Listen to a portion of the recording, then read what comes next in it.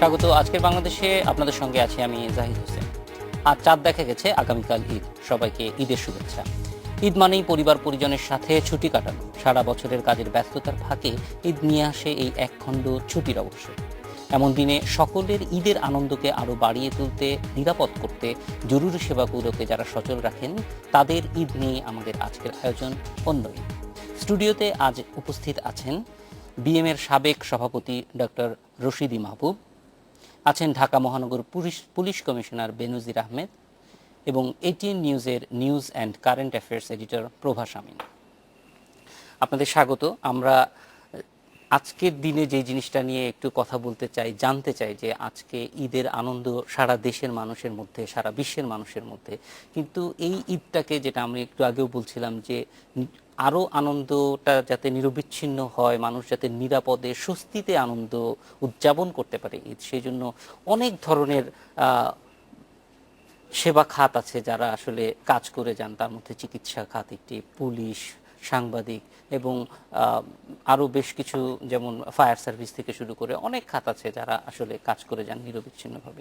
তো এটা একটা ভিন্ন, তাদের হয়তো আপনারা আরও ভালো বলতে পারবেন যে ঈদের দিনগুলিতে কাজ করার যে একটা ভিন্ন রকমের আনন্দ আছে, সেটাও এক ধরনের মাত্রা দিয়ে থাকে। তো আমি প্রথমেই ডক্টর রশিদী মাহবুবের কাছে জানতে চাই যে চিকিৎসকদের জন্য এই যে আলাদাভাবে প্রস্তুত থাকা, কারণ এই আনন্দের দিনে যারা চিকিৎসকের কাছে যান তারা আসলে একটি ভিন্ন রকমের অভিজ্ঞতা নিয়েই চিকিৎসকের কাছে যান। তো এটা আপনাদেরকে কতটুকু প্রস্তুত থাকতে হয়? না, এটা কিন্তু প্রথম সমস্যা হচ্ছে যে জরুরি চিকিৎসা, রুটিন চিকিৎসাগুলো হয়তো বন্ধ থাকে, কিন্তু জরুরি চিকিৎসা, বাইরে থেকে জরুরি ব্যবস্থাপনা, হাসপাতালের ভিতরে যেটা জরুরি, দুটোর জন্য প্রস্তুত থাকতে হয়।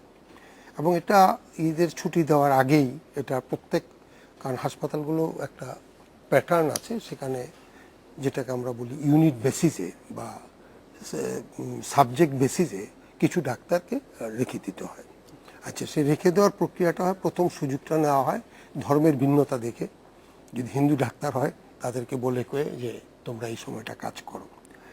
আর তারপরে ওখানে চেইন অফ কতগুলো ফ্যাক্টর আছে, সেটা হচ্ছে যে ওয়ার্ডে যে রুটিন যেগুলো বাড়ি যেতে পারেনি তাদের দেখার জন্য একটা রুটিন করা হয়।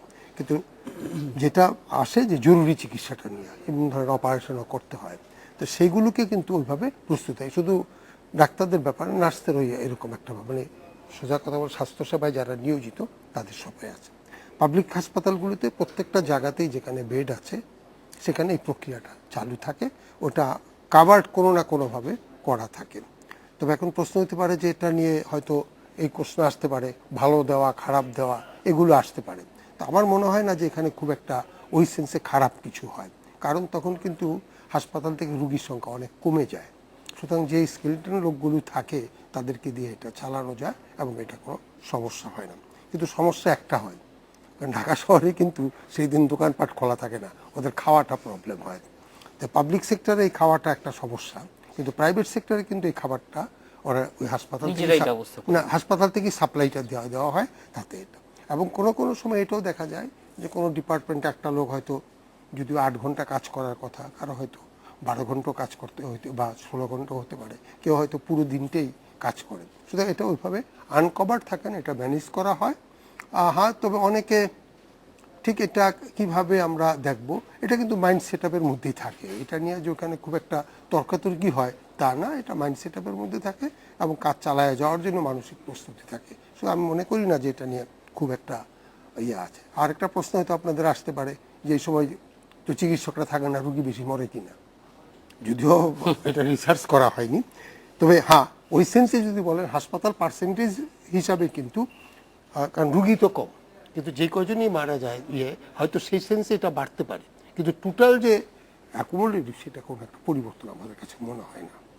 মোটামুটি চিকিৎসা সেবাটা আছে, চলতে থাকে।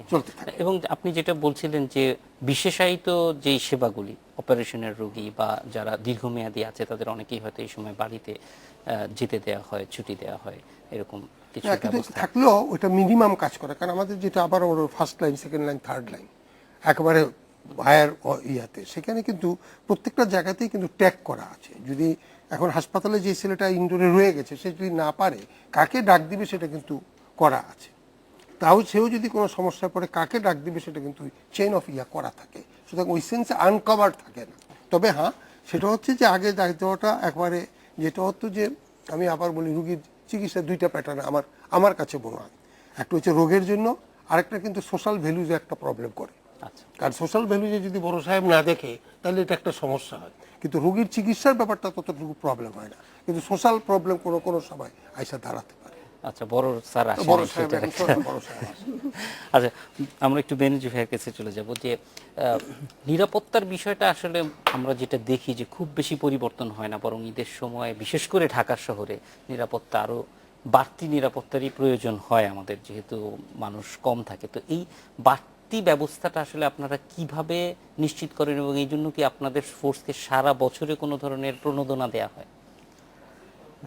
সবার প্রথমে আপনাকে, আপনার মাধ্যমে যারা এই মুহূর্তে দেখছেন সব দর্শকদেরকে ঈদ উল ফিতরের অনেক অনেক শুভেচ্ছা এবং অভিনন্দন। বিশেষ করে ঢাকা মহানগরে যে সমস্ত সম্মানিত নাগরিক দেখছেন, আপনাদের সবাইকে ঈদ মুবারক। তারপরে আমি ইন্ডিপেন্ডেন্ট টেলিভিশনকে ধন্যবাদ জানাবো এই ধরনের একটা বিষয়বস্তু ভিন্নতা বিশিষ্ট আলোচনা অনুষ্ঠানের আয়োজন করার জন্য। আমার মনে হয় যে এই আলোচনার মধ্য দিয়ে আমরা একটা সম্পূর্ণ ভিন্ন বিষয়ের উপরে আলোকপাত করতে যাচ্ছি, যেটি খুবই ইন্টারেস্টিং।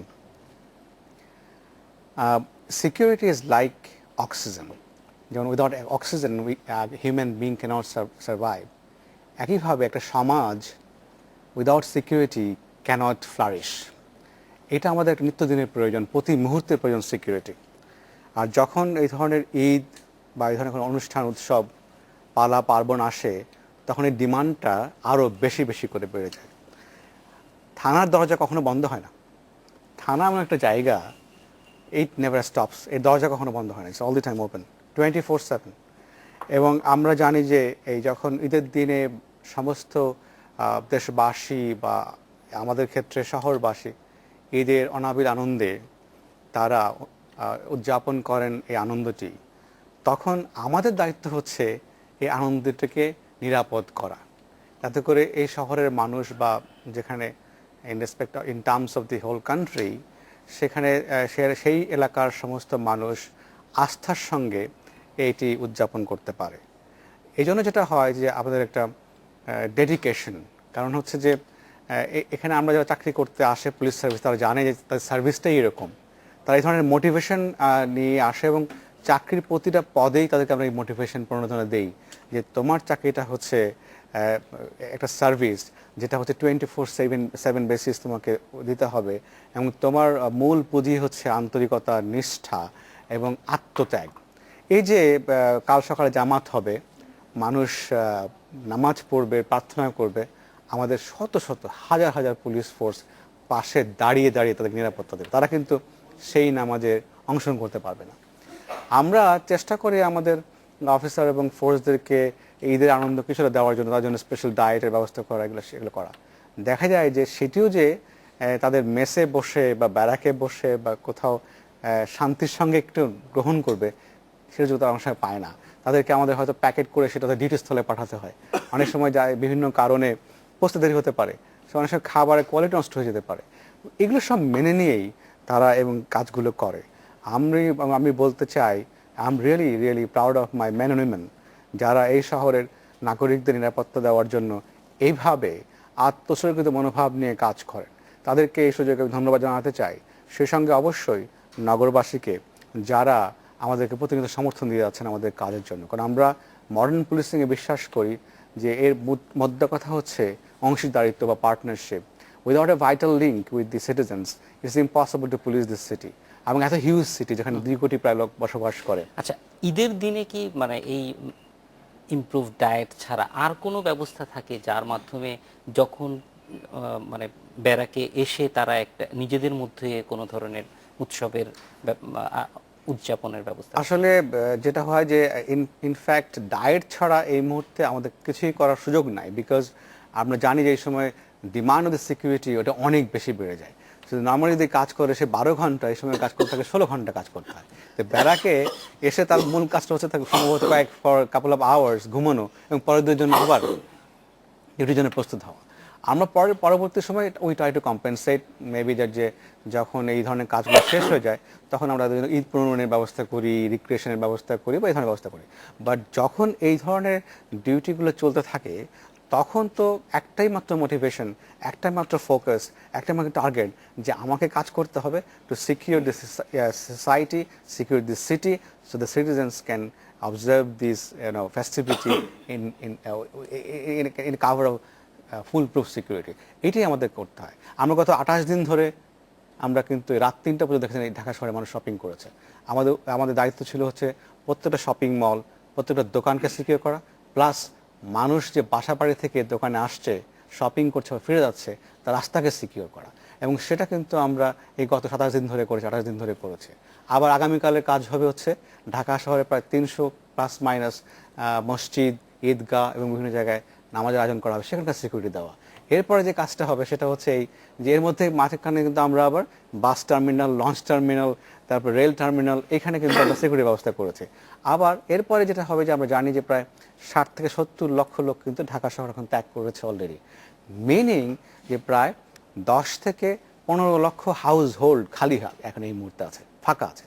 সেই ফাঁকা বাড়িঘরগুলো নিরাপত্তা দেওয়া হবে আমাদের পরবর্তী 5 দিনের কাজ। তার মানে হচ্ছে যে রমজানের 1 তারিখ থেকে যে কাজটা আমাদের শুরু হয়েছে সেটা মূলত আমাদের আরও 5-6 দিন কন্টিনিউ করতে হবে বিভিন্ন সিকিউরিটি ডিমান্ডের উপর। এবং আমাদের মূলত ঈদের আনন্দটা হচ্ছে এই যে যখন আমরা দেখব যে আগামী 5 দিন পরে মানুষজন বাড়িতে ফিরে আসছে এবং দে আর অল সেফ অ্যান্ড সিকিউরড, তখনই আমাদের এই যে আত্মপ্রসাদ আনন্দটা আমরা উভয় ভাগ আমরা একটু প্রভাস ভাইয়ের কাছে যাব যে সাংবাদিকরা ঈদের কারণ এই সময়টা সাংবাদিকদেরকেও নিরবিচ্ছিন্নভাবে কাজ করে যেতে হয়, এমনকি পত্রিকাতেও কিন্তু এখন আর আগের মতো সেই অবস্থান নেই, পত্রিকারও একটা অংশ কাজে থাকে অনলাইনের কারণে।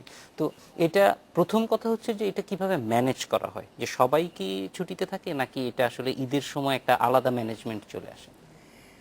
জাহিদ, আপনাকে ধন্যবাদ এবং যারা দেখছেন সবাইকে ঈদের শুভেচ্ছা। মানে যে অভিজ্ঞতার কথা বললেন সেটা আসলে আপনার এবং আমার একই রকমের অভিজ্ঞতা।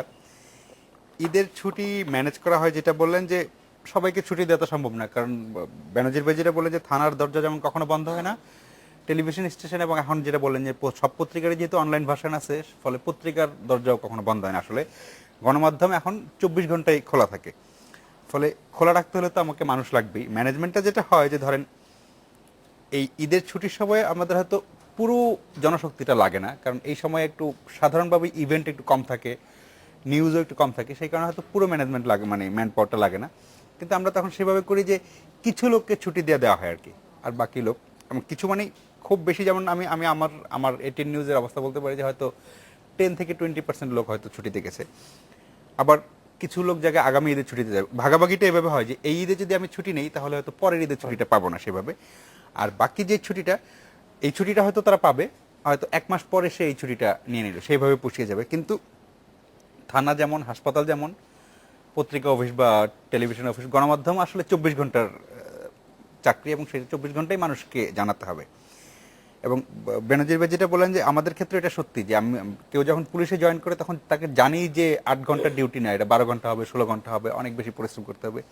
এবং সাংবাদিকতার চাকরিটা যখন আমি বা আপনি বা আমরা যারা করছি, আমরা যখন শুরু করি তখন কিন্তু জানি আমি যে আমাকে ঈদের ছুটিটা আমি হয়তো পাবো না। সবাই যখন বাড়িতে, অনেকেই ফোন করে যে কালকে তো বাসায় আছেন নিশ্চয়ই আসবেন, বা আমি বাসায় নাই, আমি তো কালকে আমাকে অফিসে যেতে হবে। এটা শুনে অনেকে এখন একটু কমেছে, অনেকে বুঝতে পারে যে হ্যাঁ টিভি তো খোলা, যে যদি আমি ছুটিতে থাকি তাহলে মানে যদি আমরা ছুটিতে থাকি তাহলে তো টিভিটা চলবে না, তাহলে তো পত্রিকার অনলাইন ভার্সনে আমি নিউজটা পাবো না। ফলে সেই কারণে ওইভাবে ম্যানেজ করে কিছু লোক ছুটিতে থাকে, কিছু লোক কাজে থাকে, সেইভাবে ম্যানেজ করে আমরা ছুটিটা কাটাই। তবে পত্রিকার কথা যেটা আপনি বলেছেন যে আপনি নিজেও ছিলেন এক সময়, যে যখন পত্রিকার অনলাইন ভার্সন ছিল না তখন কিন্তু পত্রিকাতে ঈদের ছুটি বা পহেলা বৈশাখ কিছু ম্যানেজ করে আমরা ছুটিটা কাটাই। তবে পত্রিকার কথা যেটা আপনি বলেছেন যে আপনি নিজেও ছিলেন এক সময়, যে যখন পত্রিকার অনলাইন ভার্সন ছিল না তখন কিন্তু পত্রিকাতে ঈদের ছুটি বা পহেলা বৈশাখ কিছু ছুটি পাওয়া যেত। যেমন আমি আমার ব্যক্তিগত অভিজ্ঞতার কথা বলি, যে আমি যখন প্রিন্ট মিডিয়া ছিলাম তখন অ্যাটলিস্ট ঈদের সময় 3 দিন ছুটি খুব ভালো লাগতো। কিন্তু আবার এটার একটা উল্টা দিকও আছে, যেমন আমি যদি কালকে সকালে কিন্তু আমি ঘুম থেকে উঠে দরজা খুলে কিন্তু পত্রিকাটা পাবো না, ফলে পাঠক হিসাবে কিন্তু আমাকে আবার খুব এক ধরনের বঞ্চিত মনে হয়, আহারে পত্রিকা 3 দিন পাবো না, এটা কিন্তু একটা দৈনন্দিন অভ্যাসে খুব ধাক্কা লাগে। কিন্তু আমি যখন আবার পত্রিকার স্টাফ, তখন কিন্তু আমার এই 3 দিনের ছুটি খুব বিশাল মনে হয়, যে একসাথে 3 দিন ছুটি খুব বেশি পাওয়া যায় না। ফলে এই রকমের মিশ্র অভিজ্ঞতা আছে আর কি আমাদের, যে আমরা আসলে কাজগুলো যেভাবে সবসময় করি। সরাসরি আমরা ছোট্ট বিরতিতে যাব। বিরতির পরে আমরা একটু জানতে চাইবো যে এই যে ঈদের মধ্যে পরিবার থেকে দূরে থেকে কাজের মধ্যে থাকা, এর জন্য পরিবার কি রকমের প্রতিক্রিয়া জানায় এবং কাজের পরিবেশটি কেমন থাকে, এটা একটু আমরা জানতে চাইবো। তার আগে একটা ছোট্ট বিরতি। দর্শক, একটা বিরতিতে যাচ্ছে।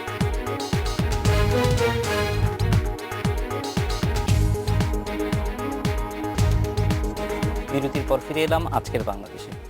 ডক্টর রশিদ মাহমুদ, একটু জানতে চাইবো যে প্রথমে যে পরিবেশ কেমন থাকে হাসপাতালের এবং বাড়ির পরিবেশটা কেমন থাকে। না, প্রথম সমস্যা হচ্ছে যে সমস্যা না, আমি বলছি আমাদের জায়গাটা যেহেতু প্রথম হচ্ছে মাইন্ড সেট আপের একটা ব্যাপার আছে। আর হাসপাতালে যারা থাকে, বড় হাসপাতালে, সেখানে জুনিয়র লেভেলের ডাক্তারই থাকে এবং এটা আগেই কিন্তু ওদের একটা রুটিনের মধ্যে করে নেয়। সো ওটা ওদের জন্য খুব একটা প্রবলেম না। প্রবলেম হচ্ছে আর সিনিয়র যারা, তারা কিন্তু আউট অফ স্টেশন খুব একটা থাকে না, সুতরাং তারা এই সিটিতেই থাকে। ছোট হাসপাতালগুলোতে যেটা আছে, রেসিডেন্ট যারা থাকে তারা ওই রুটিনলি সবসময় এটা কাভার করে, সুতরাং তাদের কাছে এটা নতুন না। তা আমাদের ওখানে যে পরিবেশটা, সেটা হচ্ছে রুগীপত্র কম, একটু রিল্যাক্স মুড, কাজ করার জন্য কাজের যে খুব বেশি একটা চাপ তা না। তবে একটা জায়গায় বোধহয় চাপ পড়ে, সেটা হচ্ছে বড় হাসপাতালগুলো ইমার্জেন্সিগুলোতে চাপ পড়ে, কারণ রুটিন যেই কাজগুলো হতো সেই কাজগুলো তো করার কেউ নাই, ওরা এইখানে ছোটোখাটো জিনিস নিয়েও চলে আসে, ওই জায়গাটাতে একটা চাপ পড়ে। সুতরাং টোটাল যে পরিবেশ, হাসপাতাল ছিমছাম, কম, অ্যাটেন্ডেন্স কম, লোকজনের হাঙ্গামা কম, সব কিছু মিলে কিন্তু হাসপাতাল কিন্তু এখন একটা পরিচ্ছন্ন এবং দেখা যাবে শান্ত অবস্থায় আছে। হ্যাঁ, প্রবলেমটা তখনই হয় যদি আজকে কোনো জরুরি চিকিৎসার জন্য অনেক লোক একত্রে হ্রাস করে, তখন কিন্তু ওই ক্যাপাসিটিটা থাকে না, তখন ওই এসওএস করে আদারকে ডেকে আনতে হয়। সুতরাং পরিবেশগতভাবে হাসপাতালে আমাদের খুব, আমি মনে করি যে কমফোর্টেবল এবং কাজ করার জন্যই। ঔষধপত্র সাপ্লাই কিছু থাকে, বাইরের ওষুধের দোকানগুলো খোলা থাকে, সার্ভিসগুলো কোনো অ্যাভেলেবল। আর জরুরি ধরেন ব্যাকআপ সার্ভিস যেটা ইনভেস্টিগেশনগুলো, তারও কিন্তু একটা মিনিমাম থাকে, হয়তো রিপোর্টটা পাওয়া যাবে না কিন্তু জিনিসটা পাওয়া যায়, এগুলো কিন্তু ওইখানে চলে। প্রাইভেট সেক্টরে যেটা, সেটা হচ্ছে প্রাইভেট সেক্টরে আছে, ওদের সেই ফর্মে আছে। আর আমাদের যে পাবলিক সেক্টর, এখানে তো আমাদের ওই ছুটি ভোগ না করলে আপনার কোনো এক্সট্রা ছুটি ওটা কিন্তু আমাদের নাই, কোনো কম্পেনসেটরি মেকানিজমও নাই, এটা লিভে যোগ হবে তাও নাই। সুতরাং it is as it is, সুতরাং ওইটা কোনো তাদের মধ্যে আসে না। তবে ইয়াটা যেটা হয়, যখন যে আবারও বললাম, জরুরি চিকিৎসার জন্য যদি কোনো প্রয়োজন হয় কিংবা কোনো ওপিনিয়নের যখন প্রবলেম হয়, তখন ওই জুনিয়র ডাক্তারকে একটু কষ্ট পেতে হয়, বিকজ হি ইজ টু, তখন তার ঘাড়ে যেহেতু দায়িত্বটা, সুতরাং he is to call his seniors to have the opinions.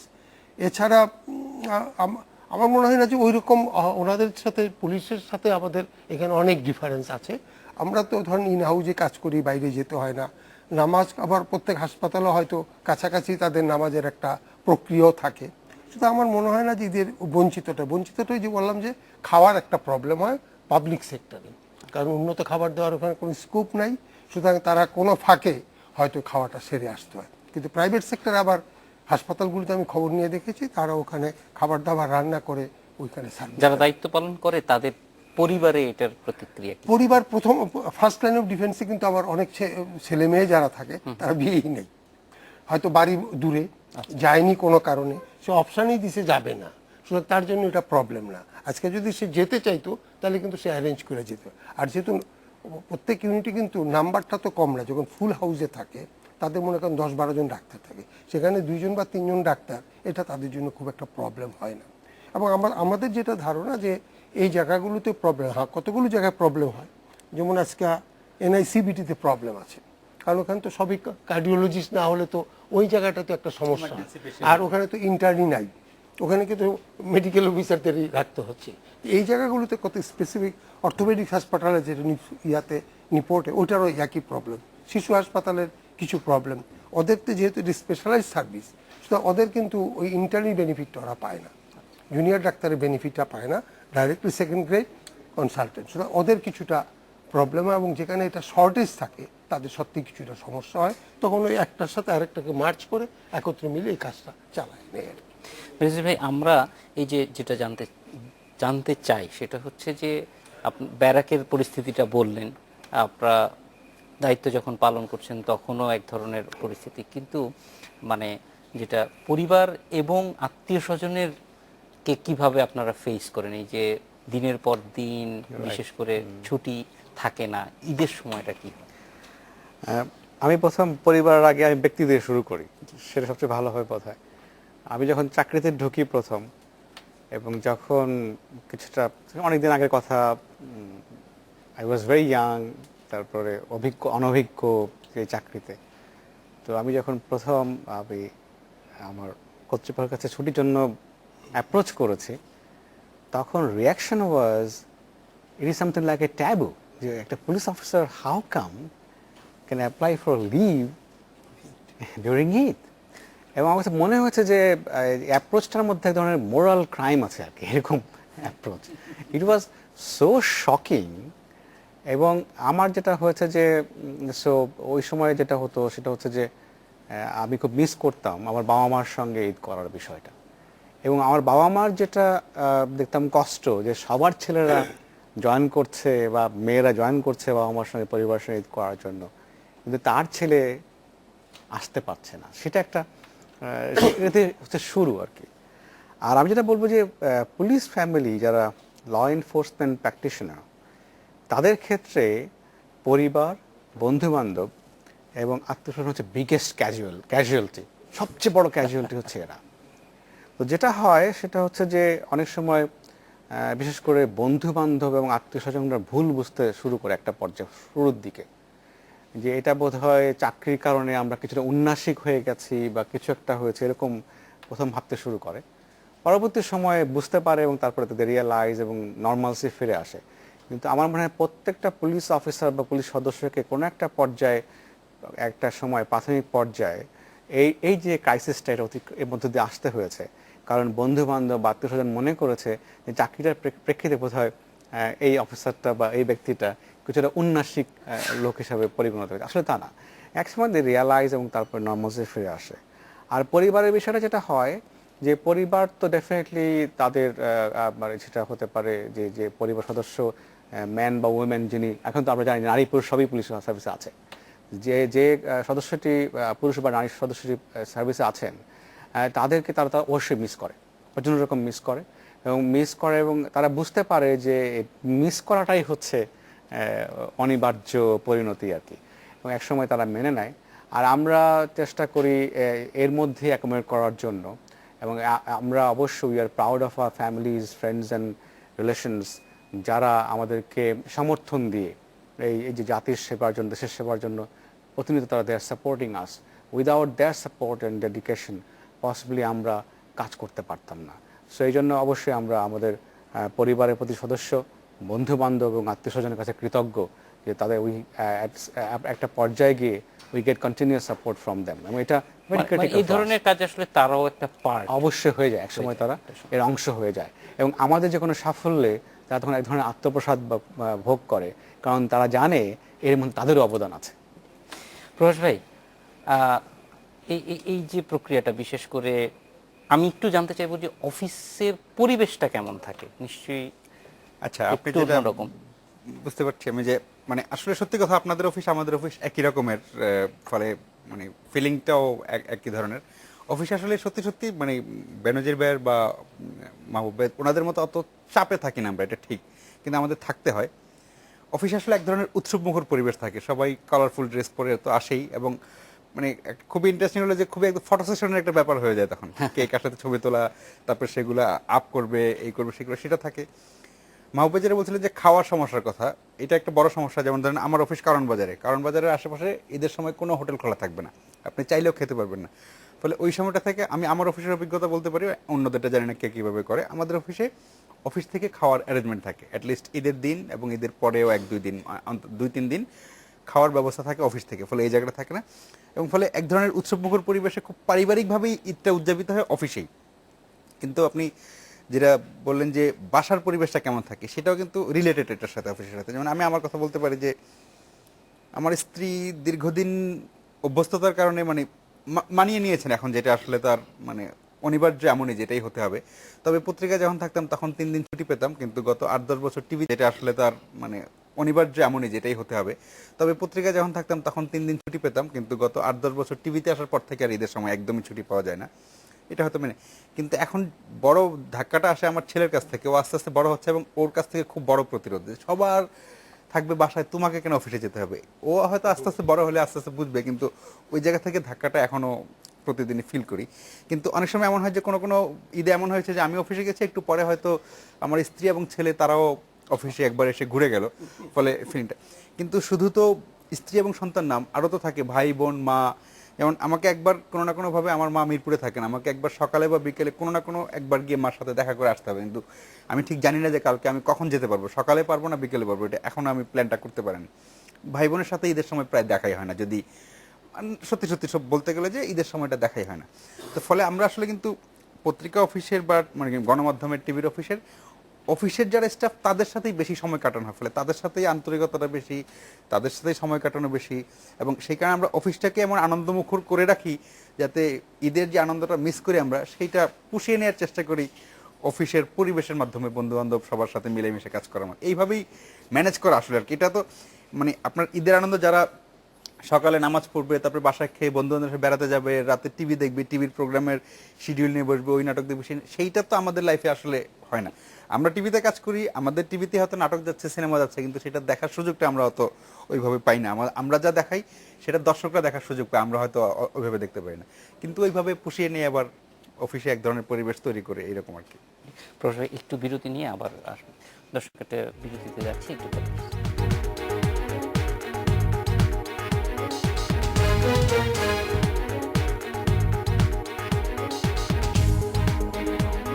বিরতির পর ফিরে এলাম আজকের বাংলাদেশে। ডক্টর রশিদুল মাহমুদ, বিরতির সময় যে কথাটা জানতে চাচ্ছিলাম যে এই ঈদের সময় আমরা কিন্তু সংবাদপত্রে এবং মিডিয়াতে বিশেষ করে হাসপাতালগুলির ডাক্তারদের উপস্থিতি, চিকিৎসা সেবা নিয়ে নানান ধরনের প্রতিবেদন দেখি। এটা আপনাদের কি মনে হয়? প্রথম শর্ত হচ্ছে যে ছুটির সময় তো ডাক্তার ওই সেন্সে ফুল হাউস কাজ করার মতো তো এটা থাকেই না। আমি কিন্তু আবারও বলছি, একটা স্কেলিটন প্যাটার্ন থাকে। এবং বড় হাসপাতালে আবার এর মধ্যেও একটা ভাগ আছে। যেমন আমি মনে করি যে ওই হাসপাতালের আমাদের ইউনিট সিস্টেম আছে, যে ইউনিটের সেদিনকার কাজটা তাদের ছাড়া তো অন্যদের খুব একটা থাকার কথাও না। কিন্তু যেই জায়গাটা আপনার দরকার, যেটা আমরা ওইভাবে করতে পারিনি, সেটা হচ্ছে জরুরি চিকিৎসাটা আর একটু স্ট্রেনথেনিং করা দরকার। কারণ জরুরি চিকিৎসাটাই কিন্তু এখানে আপনাদের প্রয়োজন ঈদের সময় বা এই সমস্ত বন্ধ। ওটার স্ট্রেনথেনিংটা যদি করা যায় তাহলে কিন্তু এই জিনিসগুলো চলে যাবে। এবং সেই স্ট্রেনথেনিং দুনিয়ার সব জায়গায় আছে, যে যখন হলিডেতে যায় তার কিন্তু কোর্স কিভাবে হবে। বা এখন আমাদের যেই মডেল, এটা অনেক পুরানো মডেল, যে নিজেরা ম্যানেজ করে যাও, কিন্তু এটার করতে গেলে কতগুলো আনুষঙ্গিকতার কোশ্চেন আছে, সেগুলো কিন্তু হয়নি। তো জরুরি আমার মনে হচ্ছে যে হাসপাতালের যদি আপনি বলেন যে ডাক্তার পাওয়া যায় না, চিকিৎসার গাফিলতি, ওইটা সেটা, এগুলো আসতেই পারে। কিন্তু আমার মনে হচ্ছে যে এখানে জবাবদিহিতার যেমন একটা ব্যাপার আছে, তার জন্য একটা অর্গানাইজড ফ্রেমও দরকার আছে, যে এরপরে তোমাদেরকে এই ফ্রেমটা হবে। এবং সেখানে আপনারা যেটা বললেন অন্য সেক্টরে কম্পেনসেটরি মেকানিজম, হলিডে বা কিছু তো একটা থাকতে হবে।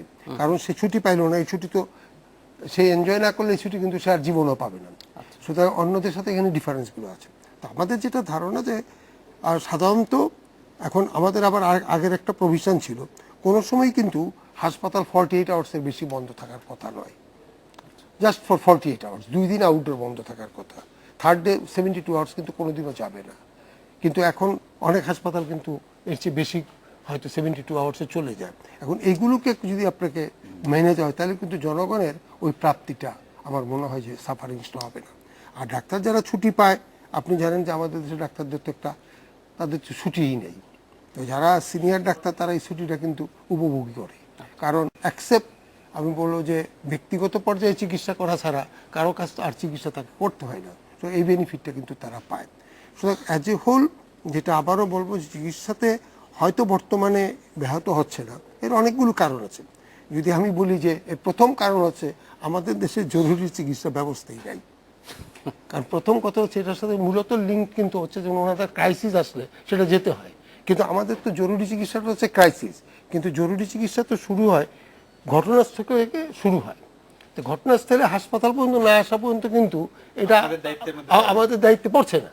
তো সুতরাং এই যে জায়গাটা, এই গ্যাপটা কিন্তু একটা ব্যাপার। তারপরে হাসপাতালে আসা রেসপেক্টিভ যে জায়গাটা, সেই জায়গাটাতে হয়তো অ্যাপ্রোপ্রিয়েটলি না থাকলে তারা সাফার করে। সেই জন্য ওই জায়গাগুলোতে যারা অ্যাপ্রোপ্রিয়েট লোক তাদেরকে এখানে রাখা উচিত। পার্টিকুলারলি বড় সিটিগুলোতে এটা মোর এসেনশিয়াল। হয়তো রুরাল বেজ ওই প্রবলেমটা দরকার হয় না, কিন্তু ঢাকা সিটিতে কালকে যে একটা অ্যাক্সিডেন্ট ঘটবে না, তখন তো আপনি হাসপাতাল উইল বি ফেড আপ। একটা বাস অ্যাক্সিডেন্ট হলে হয়তো টাঙ্গাইলে দেখা গেল, সেখানে ডাক্তাররা তো এটা করতেই।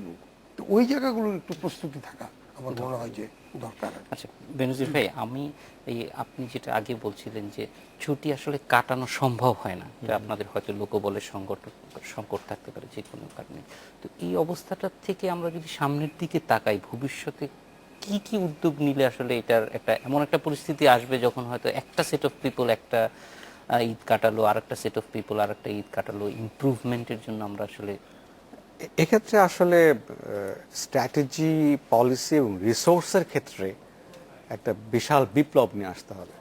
তবে আমাদের এটাও খেয়াল রাখতে হবে যে যেহেতু পুলিশ একটা অত্যন্ত এসেনশিয়াল সার্ভিস, ওয়ার্ল্ড ওয়াইডে কিন্তু এই ধরনের সিচুয়েশনে পুলিশকে বেশি বেশি কাজ করতে হয়। পশ্চিমা দেশগুলোতে নিউ ইয়ার্স, তারপরে আপনার ওই যে ক্রিসমাস, এই সময় কিন্তু পুলিশ অতিরিক্ত কাজ করে। তবে সেখানে আমাদের মতো কাজ করে না, আমাদের মতো এত কাজ করা লাগে না, but demand is more in those Times. তো এখন তারা কিভাবে করে আসলে কি জানেন, মজার ব্যাপারটা হচ্ছে এই ধরনের ক্রাইসিস মোকাবেলা করার জন্য আমাদের যেটা সুবিধা সেটা হচ্ছে যে এগুলো ইনভেন্ট করার দরকার নাই। কারণ বাইরে সভ্য দেশগুলোতে তারা এগুলো অবশ্যই এই প্রবলেমগুলো সলভ করে ফেলছে। সো এখন আমাদের যেটা করতে হবে, এই সভ্য দেশের মডেলগুলো নিয়ে এসে যেটা আমাদের কৃষ্টি, কালচার এবং সমাজের সঙ্গে যেটা যায়, সে অনুযায়ী এটাকে টেইলরিং করে, কাস্টমাইজ করে এটাকে অ্যাপ্লাই করতে হবে। যে কাজগুলো করতে হবে, প্রথম হলো যে অ্যাপ্লিকেশন অফ টেকনোলজি।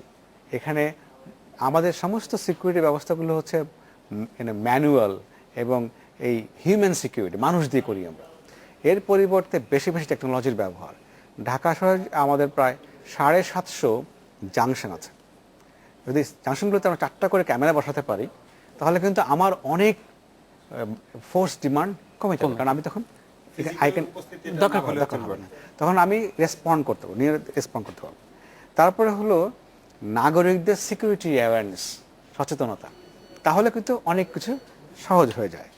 তারপর হচ্ছে আমাদের লজিস্টিক সাপোর্ট, ট্রান্সপোর্ট, এইগুলো আমাদের বৃদ্ধি করার বিষয়। এরপরে যেটা হলো, যখনই আমার logistic support, transport, equipment support এগুলো যখন বাড়বে, তখন আমি যেটা করতে পারবো সেটা হচ্ছে ফোর্স ম্যাক্সিমাইজেশন, মানে একটা লোককে দিয়ে আমি অনেকগুলো কাজ করাতে পারবো। প্রয়োজন হলো আমি উত্তরা থেকে মুহূর্তের মধ্যে হেলিকপ্টার পাঠিয়ে একটা গ্রুপ অফ পিপলকে আমি যাত্রাবাড়ি নিয়ে যেতে পারবো। যদি আমার চপার থাকে, না থাকলে কি হবে, আমাকে 2 ঘন্টা ধরে এই ট্রুপসটাকে ওখান থেকে এখানে আনতে হবে। এর ফলে যেটা হয় যে একটা লোককে যে আমি বারবার ব্যবহার করব সেটা করতে পারি না। আমাকে দেখা যায় যাত্রাবাড়ির জন্য একটা গ্রুপ পাঠাতে হয়, উত্তরের জন্য আরেকটা গ্রুপ পাঠাতে হয়, কারণ we are not very sure যে এই লোকটাকে আমি সেকেন্ড টাইম ব্যবহার করতে পারবো কিনা। তো এরপরে যেটা দরকার সেটা হচ্ছে ম্যান পাওয়ার এনহ্যান্সমেন্ট এবং আমাদের লোক সংখ্যা বৃদ্ধি করা। আসলে এই কাজগুলো করতে হবে। এটা আবার আকস্মিকভাবে করা সম্ভব না, ইট টেক্স টাইম এবং it needs steady planning, strategy দরকার, রিসোর্স কমিটমেন্ট দরকার। তো সেইগুলো একটা পর্যায়ে নিশ্চয়ই হবে, আমরা প্রত্যাশা করি। কারণ আমরা যেটা বলতে চাই, যারা আমাকে শুনছেন, উই ক্যান অ্যাসিওর দেম যে এই বিষয়গুলো আমরা জানি, কি করতে হবে আমরা জানি, কিন্তু সমস্যা হচ্ছে আমাদের রিসোর্স কনস্ট্রেন্ট। আমরা প্রতিদিন চেষ্টা করছি আমরা এটাও বলতে পারি যে ঢাকা মহানগর পুলিশ কিন্তু এই আমাদের লিমিটেড রিসোর্স, তার মধ্যেও কিন্তু আমরা টেকনোলজিক্যালি অনেক অনেক বেশি advanced in comparison with other south Asian countries.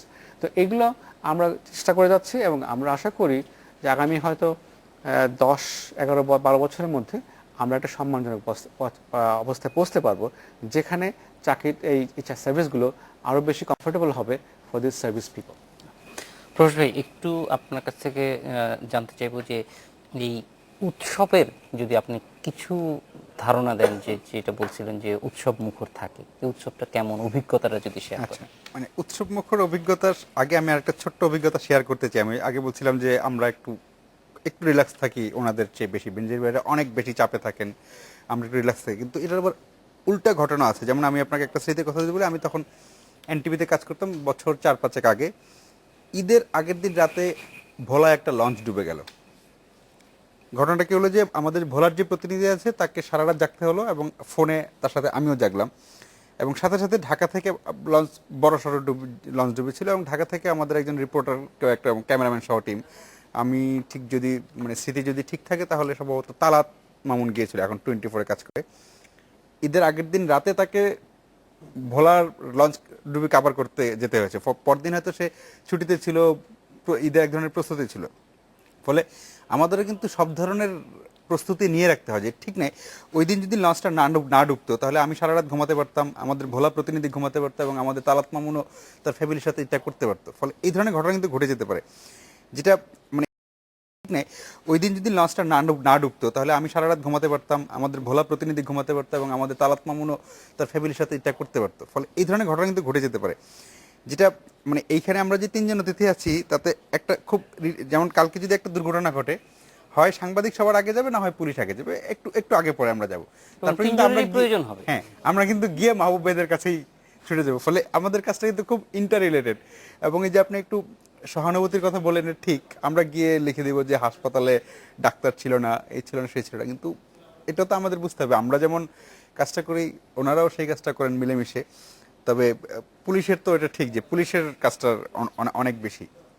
আর অফিসের উৎসবমুখর পরিবেশের কথা যেটা বললেন, যে যদি নর্মাল সবকিছু থাকে, আমরা উৎসবটা একটু একটা বিরতির পরে জানি, গুছায় ফলানের ভিতরে।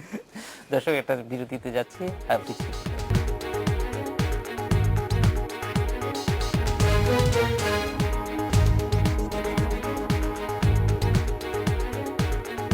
বিরতির পর ফিরে এলাম আজকের বাংলাদেশে।